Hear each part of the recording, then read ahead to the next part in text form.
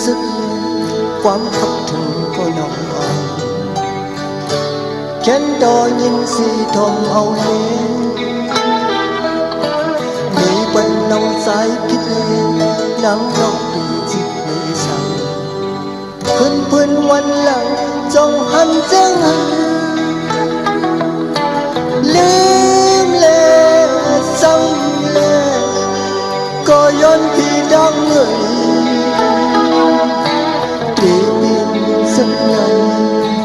non khuyên có âm thanh má non khuyên có âm thanh má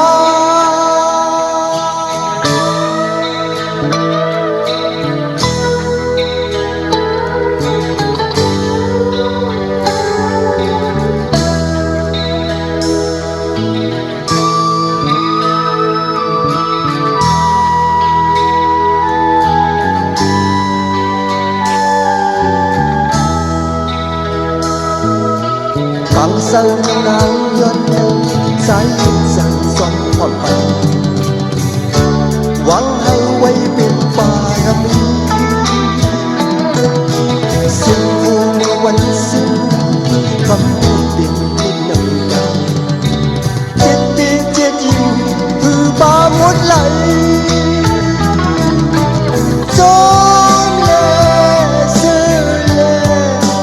có yon thì đang người hậu sân ngoan bánh đang yon lên bánh dâu đang yon lên bùi bánh dâu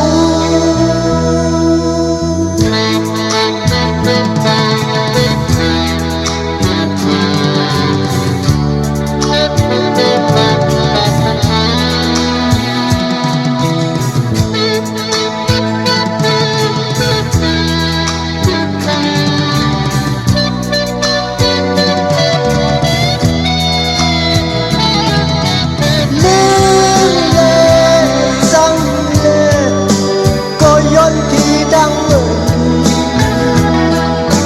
thì bên sân này non khuyên có âm thanh má non khuyên có âm thanh má